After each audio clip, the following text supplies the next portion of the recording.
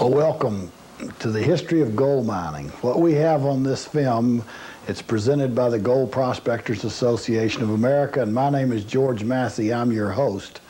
And what we're going to do is we're going to take you for a trip through memory lane. We're going to tell you about the gold rush, how it was back in 1849, going to California and all the way up over the Chillicothe and into the Klondike and to Nome, Alaska. Then I'm going to show you some astounding footage of the 1950s when gold mining was still being done, larger scale mining, and also how it was done by individuals. And then we're going to take a look at a film that was produced in the 1920s, actually in the gold mining, because a lot of individual gold mining was still going on as late as the 1920s. And we're going to go through this, and I think that you'll find it interesting. Those of you that are going out looking for gold, well, you can use this as part of your research, because you know us prospectors, the ones that are out looking for gold, we're all somewhat historians as well, and it's always important to do your research and to think about the things and to see some of the methods that the old-timers did it, because the old-timers were pretty sharp in their gold mining. They were not elusive at all. They had the technology worked out pretty well for the hand miner, and they did it on a shoestring. And many of us today, many a prospector today is going back and building these old rocker boxes.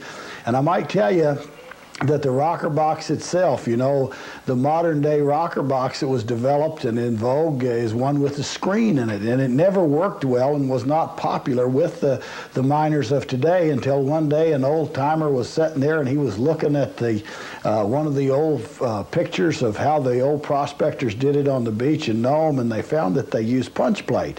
And he said, well, maybe punch plate would make a difference in my rocker box. And lo and behold, they put the old type punch plate back in there, and it just made all the difference in the world. And I'll explain that as we go on through this film, and I'll talk about some of the methods that the prospectors used and how we use them today, and also about some of the history and the camaraderie of the miners. So let's roll our film now, and you sit back and enjoy, and let's take a look at what the prospectors did. Here in this scene, you saw a couple of guys using a rocker box. This is an Arasta. One fella's there panning. He would crush the ore up with the mule, and then he would test to see if there was any gold in it. These are some long toms where the guys dug out of a bank, and they had their tents there, and they come across the continent a long ways from home, and they used every kind of method for panning, and you know, just about anything will work, even a hollowed out piece of wood. The natives down in South America used bateas. This fellow's using a jackknife here because in the early days when gold was first struck in California, the guys that were working at the mills and over in the farmland, they rushed up into the Sierras, and all they had was a jackknife to work with, and they did what they call was crevicing. They had very crude tools. And then as they started finding gold, they started developing what they call long toms, and this is where they brought the material down. Here's a picture of an old rocker box, one of the early day rockers. This is some of the guys out on Sunday. This is a real famous painting by George Nall there in California. and it shows Sunday at the mines, and it was just a real famous one. This is the way that the prospector was depicted somewhat in the Eastern newspaper, the Gold Rushers to California. This is where the guy said you could take a rubber band and stretch it to California and sling people out there. He had Rufus Porter had quite an idea, and there's a whole story in the Gold Prospector magazine about him. But it was a lonely thing, but it was fun, it was adventurous. A lot of guys went back to get money to pay off the farm. Some went to get rich. Most what they found when they got to the gold rush in California is they found they could find gold, maybe not in a quantity that would make them rich, but in a quantity certainly that was worth more than working on the farm in Indiana. The fellows that went to California made big wages. They lived high. But even a guy with a rocker box could make a half to an ounce a day, and that was $16 in those days when 50 cents was the going wage for a day's work back east. So that was high wages. An ounce of gold then would buy as much as an ounce of gold will today. Here's a fella in the gold fields with a crude set of scales weighing out the gold, and this kind of shows some of the fellas there at and ladies. There wasn't a whole lot of women that went on the California gold rush. It was pretty lonely for women, but there's a lot of towns built up. A lot of these towns exist today. Some of them are ghost towns. But the old-time miners left us a legacy that is just unbelievable. Here's one of their homes. He says he's a lucky miner's house, but no wife. So he was lucky with gold, but he had no wife to share it with. And like I said, they could make real good wages. Some got rich. Some guys would make 2, 3, 5 ounces a day, and that was just a real princely sum. It wasn't millions of dollars, but it certainly was what you could consider the best construction wages of today. And these guys went out to California and they saw the elephant, so to speak. They saw the world. They were no longer the country boy that had left Indiana. They were worldly, and when they got back from California into the factories in New York and the farms in Kentucky and different places in Georgia, they weren't satisfied. They were like somebody that had seen the world, and they had seen it, and so many of them moved back to California. This is a depiction of the frog jumping in Calaveras County, because the freedom, the spirit of America really grew out of the gold rush. That spirit of freedom. You know, the gold was free in every way. The guys that got into the gold rush, when they got there, the claims were free. The United States had the best mining laws that existed to get the minerals developed, because when you found it, the minerals were free, the gold was free, a mining claim was free, and men were free, with nothing more than a pick and a shovel and a homemade sluice box, or 2 or 3 guys could form a company, and they could go in there and really enjoy the fruits of their labor, and they had a chance to really make it. And that's why that there was so much enthusiasm about the gold rushes, and it didn't matter what color you were or what race you belonged to or anything, whether you were Irish or Dutch or German or African or Mexican. It didn't matter. All that mattered is if you were willing to work, Mother Nature would give up some of her bounty. If you weren't willing to work, you wouldn't get it. And that's the cruel hand that Mother Nature dealt these miners, and they went after it with zeal. This is the rush up to Alaska. This is Skagway in 1897. And showing some of the hardships that the guys went through in the different gold rushes. But on all these rushes, we opened up the West. We pulled out millions and millions of dollars in wealth. And this was real money. This was gold that the guys brought out and deposited within the banks and spent and stayed in this country. And it's still illegal to export gold from this country. And this is what made America strong and gave us that sense of fair play that is spread from this country and was developed of these gold rushes. And here's a guy mushing over the Dawson Trail and heading up over the Chillicoot or White's Pass and down the valley there to the headwaters of the Yukon River. And each guy going over had to take about 900 pounds with him, and they used a lot of dogs. They say there wasn't a dog left in the city of Seattle. Every one of them had been kidnapped, and a dog was worth his weight in gold almost. And here's some fellas using some steers to haul their sleds with. And of course, I'm sure when they got to Dawson, they took those steers and butchered them and got probably a princely sum for the meat. But a miner's word was his handshake. You know, that was back in the days, and still exists today with the prospectors out there in the country. You know, if you go out to the gold fields even today in North Georgia, California, you'll find that most of these guys, their word is as good as the gold, and there's still some real men and women left out there that are honest and hard-working, and that's what it's all about. And these guys were too, and it wasn't long before they built some fantastic cities, and these cities are still there, and they dug them out of scratch. And here's old Grandpa with his granddaughter up in the Klondike running his rocker box, and this guy, you can look at him and you know he's a kindly, hard-working gentleman that you can believe what he says. There's no phony yuppie about this crowd. They hiked over that Chillicothe Pass, and they say that it was so crowded going over that pass that if you stepped out of the trail, out of the line there, that it would take you sometime 2 hours to get your place back in. And this is some of the supplies that they deposited at the top of Chillicothe Pass. In the middle of winter, 20,000 women went over that trail. That's back before women's lib, and these were real women. These were women that took their own destiny and the responsibility for their own destiny, and the best kind of humanity that ever existed went forward and pulled that gold out. And this is a picture of Whitehorse back in the early days, and here's a guy digging in his claim.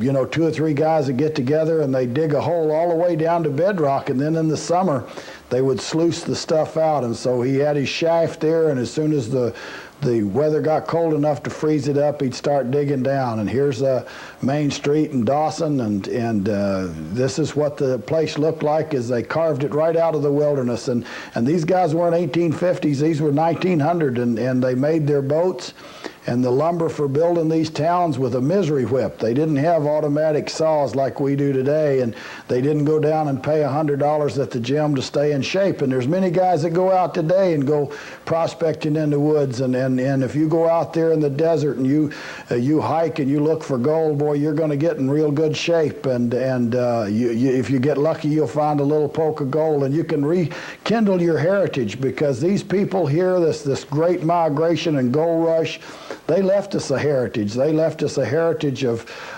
freedom, access to the land, love of the land, and hard work. And that's exactly what gold mining was then and is today. And anybody that's gone out and done any prospecting, they understand that it's 95% hard work, 5% luck. Sure, there's those few lucky Swedes and stuff like that you hear about that struck it rich. Most guys didn't strike it rich, but they did in a way, because they were enriched by the gold rush and by their experiences. This shows the boat going through the ice, making it to the beaches at Nome, Alaska. Nome was a windswept area that was good for nothing. Even the Eskimo wouldn't live out there in Nome.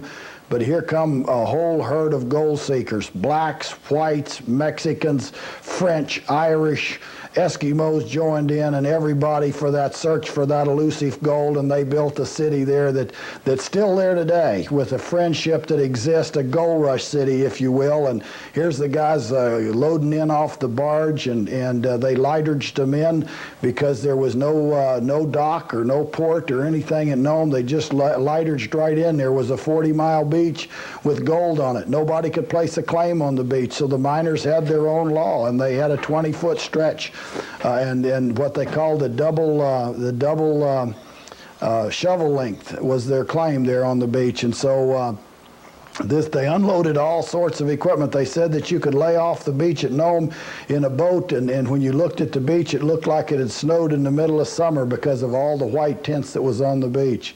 They built all kinds of contraptions, because it wasn't long when they were there on the beach mining all this small, fine gold from the beach. A guy could mine an ounce and a half a day, and he still can today. But it wasn't long for them to decide that the gold had come in on the evening tide, because every time they'd have a storm, it would bring new gold into the beach at Nome. And so all kinds of contraptions and different devices were being developed, engineering that existed in those days, and the means that the guys had to go out and work out in the ocean. This is some of the advertisement that came from the newspapers in Seattle. It was the poor man's digging, American soil, 8 days from Seattle. And by what they meant by a poor man is you didn't need any capital. And then that was the gold rush. You didn't need a capital to get involved in it. All you needed to do was get there and get your pick and shovel and get your rear end in gear and get some hard sweat going. And by golly, you could make, and you had as good a chance as anybody. It didn't matter whether the guy was a prince or a pauper. He had the same chance when it came to the gold mines. And under the 1872 mining laws, when they developed, and it was just a great experience in humanity. And all the stories from the old timers in those days, it was tantamount of a world war without all of the killing, because the guys were there, and it was a real magnificent thing that happened. Dogs were worshipped in that cold country because not only would a dog be your best friend and pull your sled over the tundra, but if worse got to worst and you got down to it, you could even eat the dog, you know, and that really truly meant that dog was man's best friend. Here you see some miners in there doing some hydraulic, and they'd thaw the permafrost in the summer, and they would bring that material down and work it. And we had companies of men, and we also had guys working out on the beach. This is a guy with a surf box. The water would come in, the wave would come in and bring water in, and then it would take it out and would allow those guys to wash their gold out and settle it down on their carpet. And here's some fellows working rocker boxes with their rain gear on.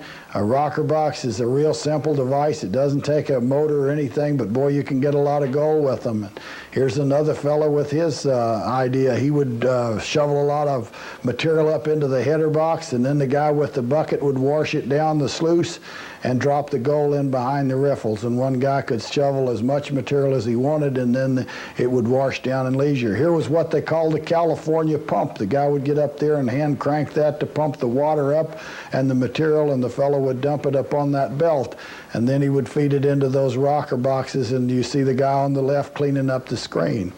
This was a device that was developed. This is where they were going to put a coffer dam down and pump the water out and then work the ocean floor. This was another outfit where that they were going to dredge the ocean floor. They were going to run this machine out into the ocean and dredge the material up, suck it up by the use of pumps, and run it over a series of sluice boxes. They're still developing equipment today as we sit here and speak to work in the ocean. Here's another guy that's running another pump. They call this the Oregon pump. And I can tell you the old boy up there supplying the power for the pump was getting his exercise. I'm surprised that they don't sell this as an exercise machine today. And the fellow with the shovel, he was getting some. Here's a picture of inside the bank at Nome, Alaska, and the big gold scales that there still exist. These scales are still in the Miners and Merchants Bank. And here's the three lucky Swedes with all the gold that they had sacked up and ready to take back to Seattle with them.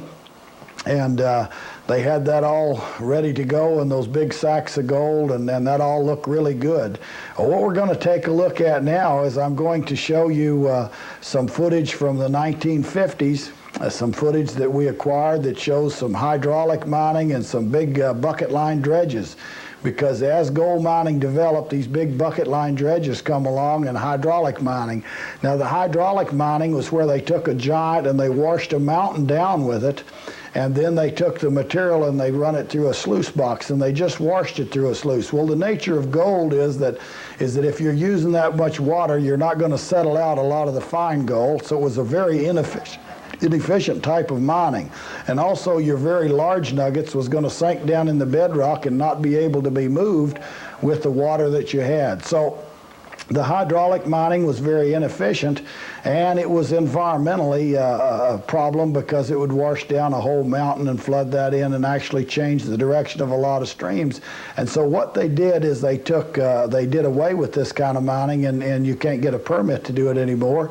However, the gold dredges, the big bucket line dredges that came into vogue, they did work well because they floated in their own pond and were pretty environmentally sound because they didn't take anything out of the stream or add anything to it. They just worked in their pond. They left some big tailing piles along in Snelling, California, and different places that you can see today.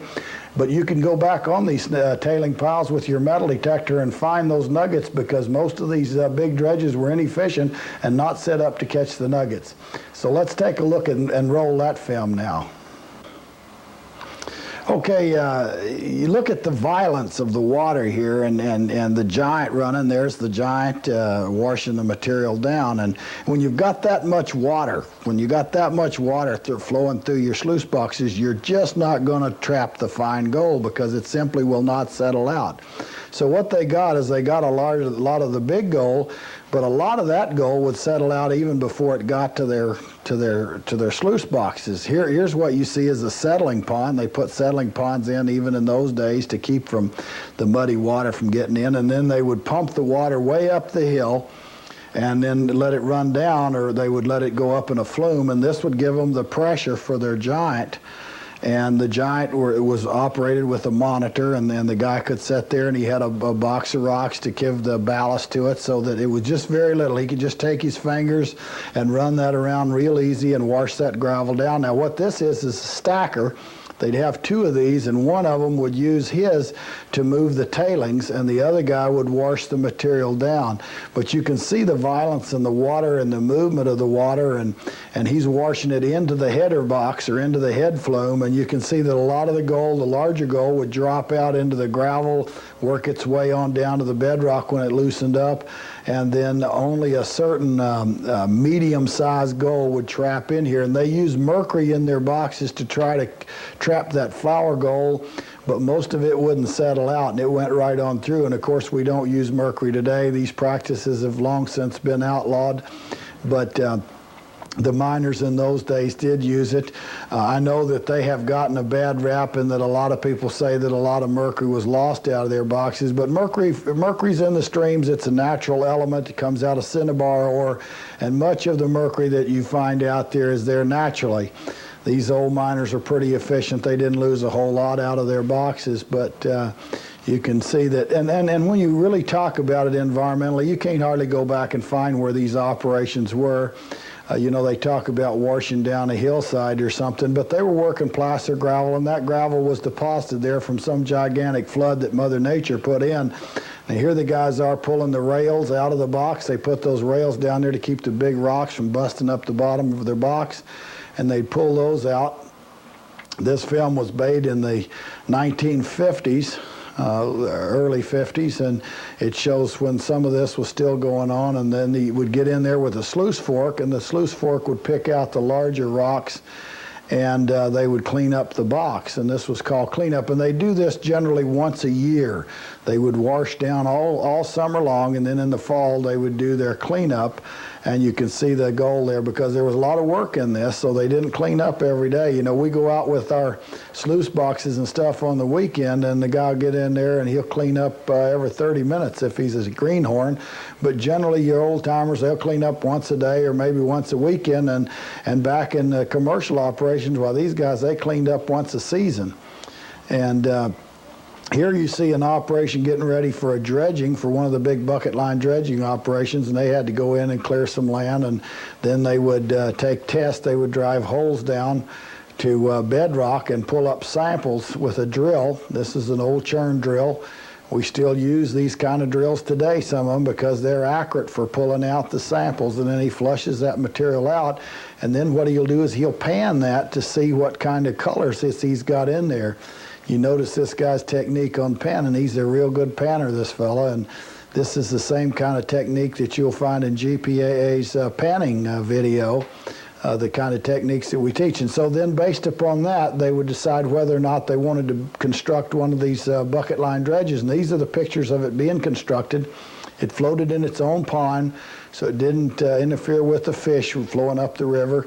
And they would clear some land, and then they would go in and dredge the material with the bucket line dredge and take the gold out of it.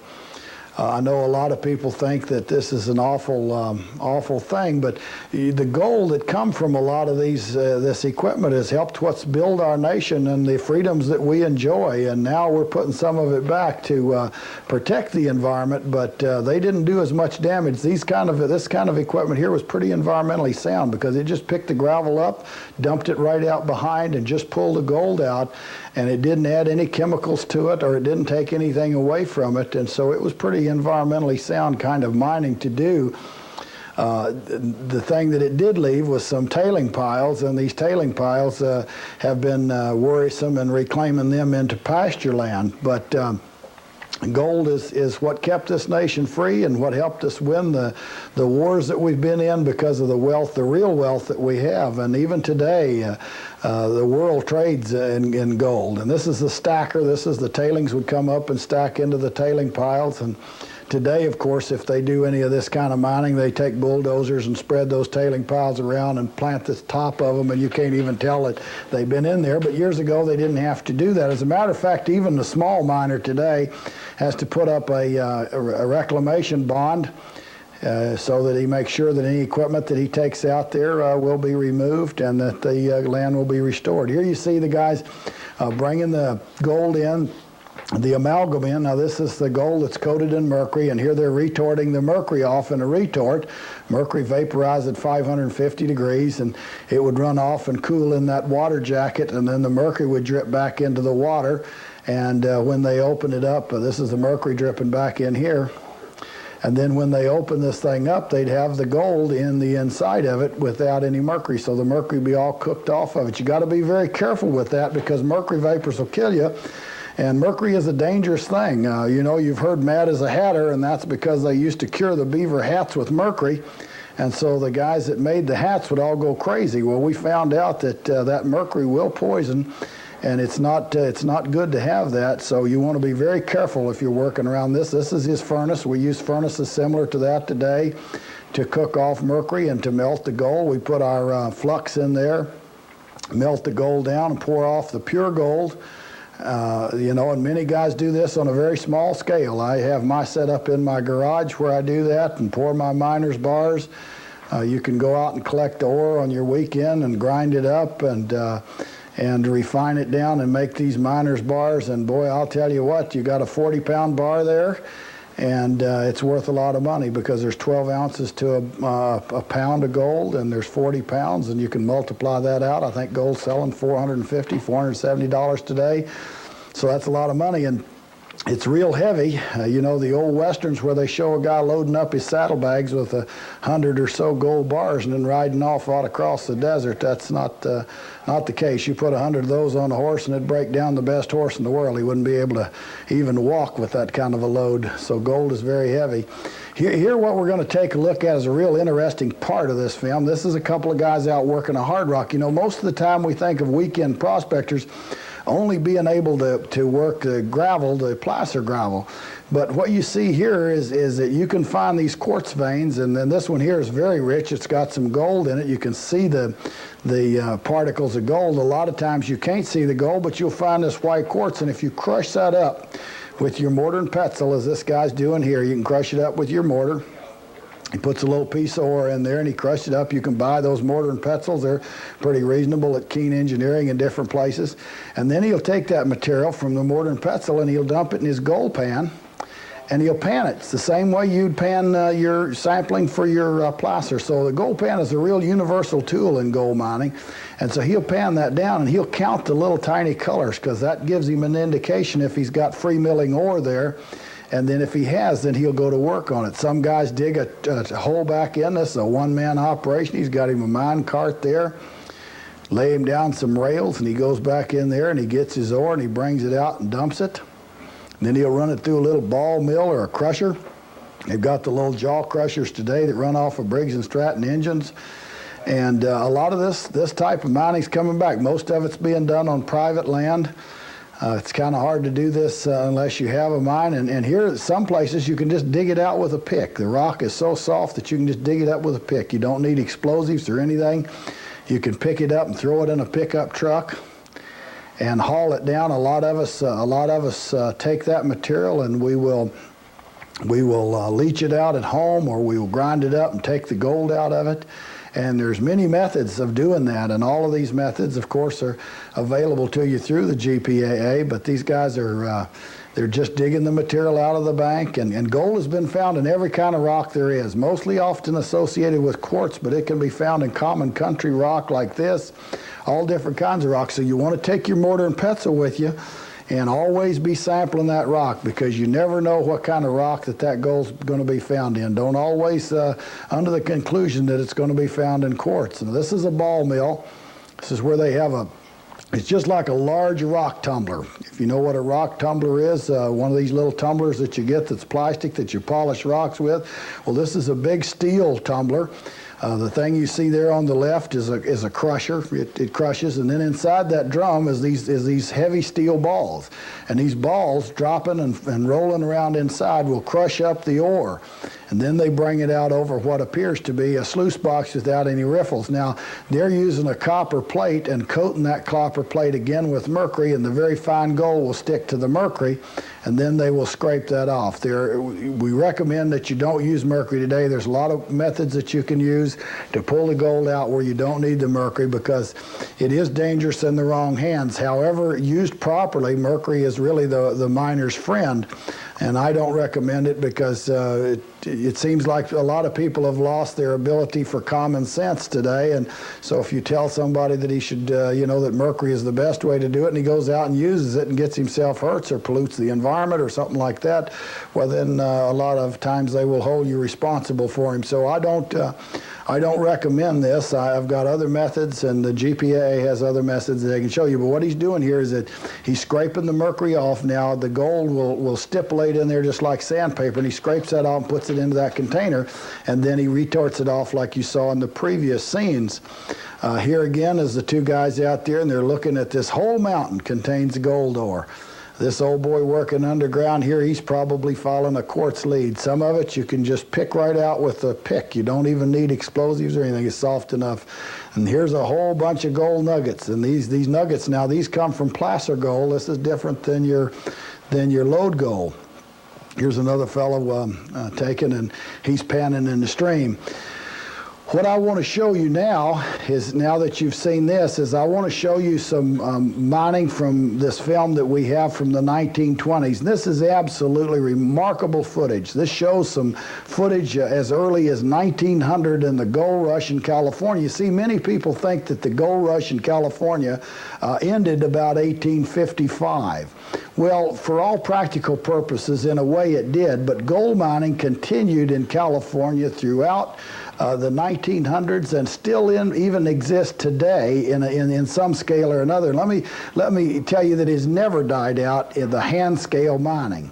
A lot of the fortune seekers, the guys that was destined, the despots and the bunco artists and all of those guys, they moved into the city and started other kind of business. The honest miners continued, and they still continue today. Maybe not in the numbers that they had then, but they still continue. And in 1900, they were still using the same tools and the same methods as they were in the 1850s. And we've got some real early black and white silent footage that we're going to show you at this time that depicts all of that type of mining.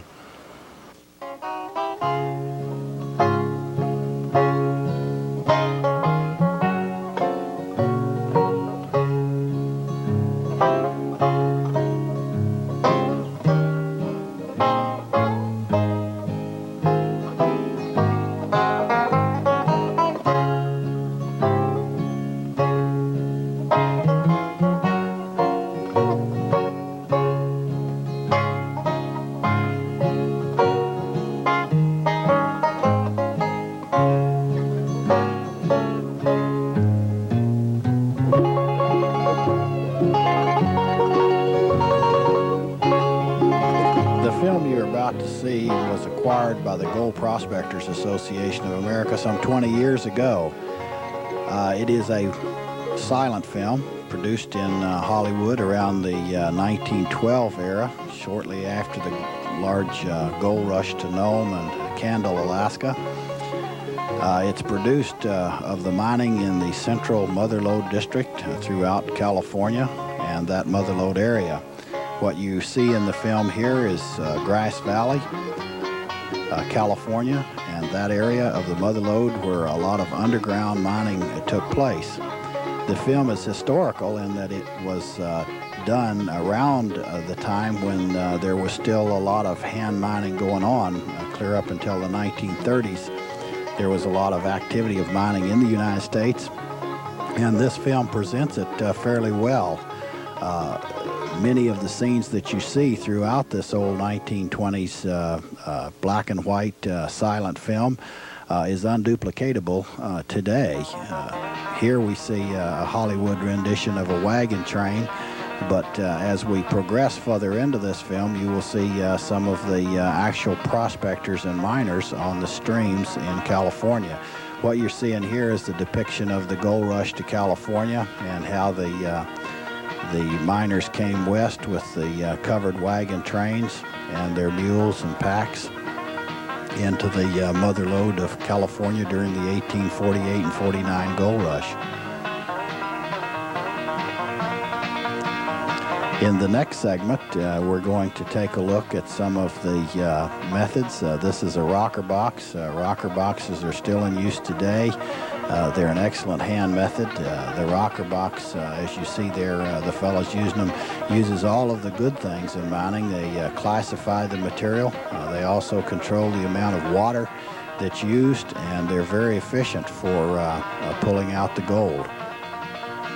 Here you see an old-timer panning for gold, and if you look closely, you can see that this guy really knows his stuff when it comes to panning gold, and he's fairly fast with it. He's using the old metal pan, and he's whipping the material right down there. This guy really knew, this old-timer really knew what he was doing as far as panning gold is concerned. You can see that he's trapped the black sand concentrates with several nuggets in the pan.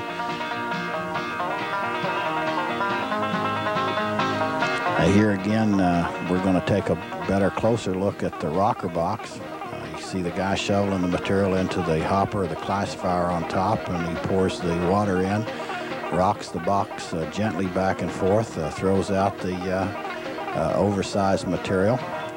The smaller material, which contains the gold, will go down through the classifier that he had, as you see right there. And it kind of washes through and washes the gravel, and the particles of gold will go down through that classifying screen and onto the sluice below. If you'll notice closely, the sluice that he's using in this box contains no riffles. Many people have a misconception about riffles that are needed in a box, but to save the gold when you classify it down and you can control the water, and the pitching from side to side gives you a jigging action. There's many very expensive jigs available on the market today, but this does it naturally. The old rocker box does. Now we're going to take a look at some hydraulic mining that's shown. These hydraulic mines, when they used that, they used ground sluices, and then this is a ground sluice, and you can see the riffles there, just cut out pieces of wood. They took a tree and cut off large hunks of it and laid it in the sluice box, and as the material goes through, the current carries the larger and the lighter material out and allows the heavier material to concentrate down behind those blocks of woods, which form riffles. Just about anything will work as a riffle, and here you're looking out of the portal of the mine, and they take a hydraulic giant and just wash the whole hill down through these giant sluice boxes, and sometimes they would run 1/4 mile long. You see here the giant working. They had to have two monitors, one that would wash down the hill and the other one that would move the tailings around, because in these days they didn't use a lot of D8 caterpillars to push the stuff around. This is what we would classify today as open pit mining. Of course, this kind of mining isn't done today because of the amount of silt that it brings down into the streams. It's prohibited because it would cover up the fish eggs. However, it was an efficient way of mining gold. And one thing that this did do is it left the ground pretty much as it was found. By that I mean it didn't separate the gravels and the topsoil so that the nature couldn't replenish itself. You go back and look at the old places where they used the giants and the hydraulics, it's all grown over and the trees have grown up on it, unlike the bucket line dredge that separated the material and left the barren gravel on top, and it takes a lot longer for Mother Nature to reconstitute that and bring back the vegetation. However, this kind of mining isn't allowed anymore, but it's really interesting as to how that it worked. They take the giant, they'd wash the hillside down, run it through the sluice boxes, and then they'd use another giant for stacking the tailings. This is the ground shortly after it was hydraulic mined. It's already started to reclaim itself. As you can see there, some of the brush is starting to grow back on it. Today, if you go into the mother lode, it's really hard to find these areas. And what's really important to the small-scale prospector today is that a ground sluice was very, very inefficient. When they brought the material down and washed it down through these gullies, they settled the gold all in the bottom of the gullies and did a lot of work for the small-scale miner today. And if you go back and can recognize these areas that were sluiced like that and ground sluiced, and go right back in where they left off. They concentrated a lot of gold in the bottom there that they did not get. That was a real sloppy, inefficient way of mining. However, it was good because they could move a tremendous amount of material.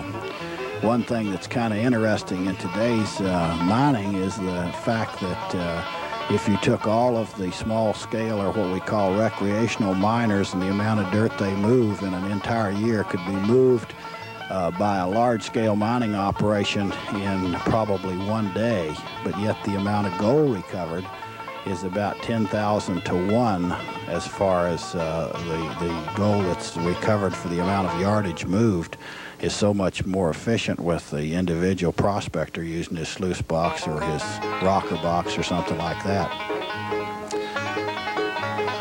This is looking at Nevada City in the old days. This is back in the early part of 1900, between 1912 and 1920. And you can see that there's been a lot of changes in the mother lode country, and this area has pretty much became a bedroom community for the Sacramento area. But there was quite a number of prospectors and miners living there even in that day and time. And this is Nevada City, and some of these photos this film is very rare. As a matter of fact, some of the mines that you're going to see and some of the underground workings don't exist today. Now, this was a picture taken in Nevada City when they still had some horse and buggies on the street and some old-time cars. And you can tell by looking at the cars about when this film was taken, and this is downtown Nevada City. Here you're looking at an outcropping of quartz containing gold in the mother lode, and when you found an outcropping where it had gold on the surface, when you went down on that outcropping, it could be a bonanza. This is the Mayflower mine, and all of these buildings, I understand, no longer exist. This was back in its heyday when it was fully operational. The Idaho Maryland produced $30 million. That's at $16 gold, by the way. You can equate that out. I think gold is selling anywhere from $350 to $450 today, and so that's some 20 times the price that it was in those days. This is the fellows coming up the incline shaft that brought up the elevator that they used for hoisting them in, and material. They'd bring it up and dump the ore out, and then they'd run it down through a series of stamp mills, which we'll take a look at. This is the ore cart that he fills up from the bend, and that's the ore material. They go down in the mine and mine out the veins and bring the material up into this hopper, and then take it from there over to the mill where it would be stamped. Now, the film kind of splits here, and it goes back to showing an old-time prospector, and this is what a lot of people depict a prospector as. They don't see a guy out there with a four-wheel drive pickup and a Honda ATV and a 5-inch gold dredge or a sluice box or a dry washer or something. Most people have this sort of an image even today of a lot of prospectors and guys out in the desert. But it's really changed a lot as our entire world has changed, and that doesn't really depict the prospector today. But however, there are still some of those old-time miners out floating around in the desert, and I've been fortunate enough to run into a few of them in my years of prospecting, and when you do, you can sit down and they become very interesting. This guy, Mr. Foote here, he was quite a famous mining man in the mother lode, quite an entrepreneur. He developed a lot of the mines in the mother lode. He was a renowned individual for finding gold.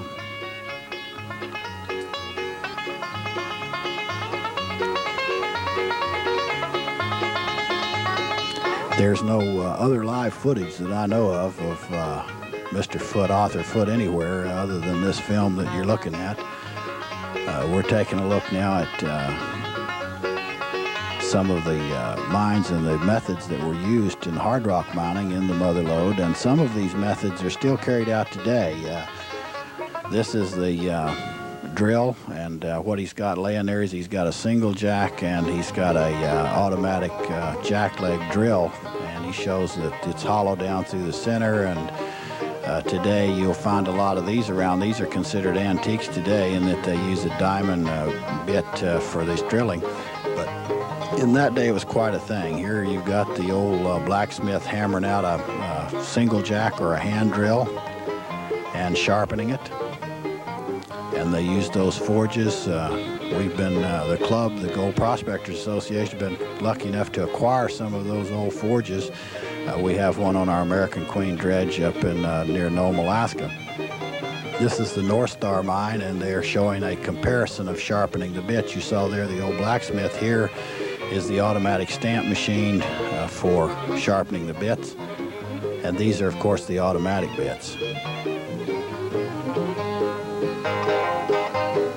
And even those, like I said today, are almost considered antiques when you find them. Single jack, a man could do 30 blows a minute. Here you've got a guy there. He doesn't need to buy a membership down at the local gym. He stays in pretty good shape. This is a modern drill, could do 1,600. And we still use these. These are considered jack legs, where the guy sets it up. It runs with air. And like I say, today we have a lot more efficient methods. They will do a lot faster than that and go in a lot better. But these were the start of them, and they're still similar to that we use today, underground in the mine working a face, especially on a small scale. So what they do is they drill a hole, and then they place the charges or the dynamite in here. What you see here is a guy with a single jack drilling a hole, and a guy with an automatic jack leg drilling a hole in the face to place the charges. And of course it was a lot faster. Here are a lot of the timbers that went underground in the Empire Mine, and of course the Empire Mine today is nothing but a relic of itself. Very few people have been underground in this. The famous 16-to-1 mine is up in that area as well, and in the 16-to-1 mine, some of the columns underneath the ground there have gold that's visible laced in. They had to leave these columns in order to hold up the roof of the mine. And these columns that they left were incredibly rich. You can go in and actually see some of the gold in there if you're lucky enough to get in. This is the Empire Mine in 1850. This is a plaque that they put. That's when it was discovered. Here's some of the ore buckets. Now, these are quite large ore buckets that run up and down the incline shaft down into the mine. And here's the workers coming up out of the mine. They brought them up. There was like just a couple of inches above their head that they came up, and these elevators brought them up real fast. The guy there was the boss, and he would tell them when to get off for safety. That must have been something working down underground like that back in those early days. People don't really understand all the sweat and hard work that went into building America, but a lot of those fellows right there are the ones that really helped make our country what it is today. And of course, gold has had a real stabilizing effect on our dollar, and our ability to produce gold has made our current currency liquid over the years. This is the ore going down into the stamp mills, and then it's ground up. A lot of fellas today even go out and pick up ore from the dumps, or they work the smaller veins, because these fellas, they needed large veins to work. Very rich veins were worked first. Today, we still in Nevada and California have a lot of ore that's being crushed up. We use different methods for crushing it than these old stamp mills, because they're pretty antiquated, but they did a real good job bringing it down to about 40 mesh. And then they would run it over silver or copper plates that were coated with mercury, and they would pull out the free milling gold. We also know that there was a lot of gold that's locked up in sulfides, invisible gold, and today many companies are working the tailings from these mines, pulling out the gold that they didn't get, because the only gold they got was the stuff that was liberated. After they crushed it up, it liberated the free milling gold, and then that was pulled out with the mercury into the copper plate. And after a certain period of time, they would take shut this off and take a scraper and scrape the mercury off of those plates, and then they would put new mercury on the plates, and the other mercury would be charged with gold, and they'd take that in and separate it out. And here's where they used the cyanide vats for pulling the gold out of the solution. We use a whole different method on the cyanidation method today,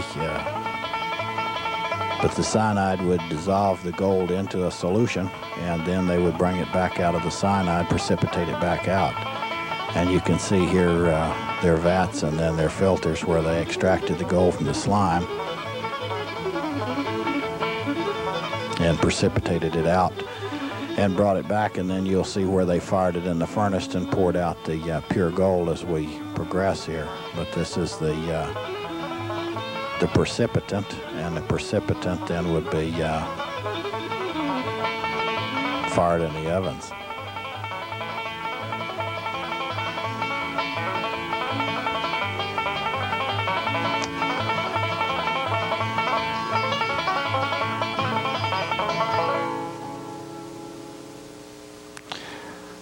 They mixed it with soda and sand and put it in.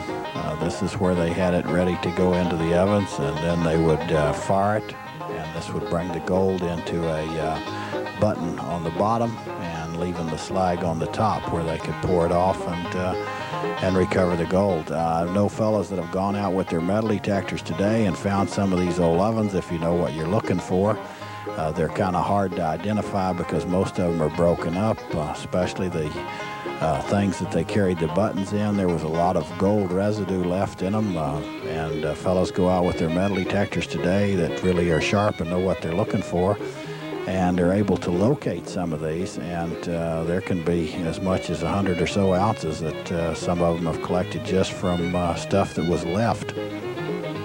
Because as you can see from this film, it was not a very clean operation, in that there was quite a bit of waste into the product there, and that you see that's molten, that's running out, that's gold that's pouring out in there with a certain amount of slag that settles to the top.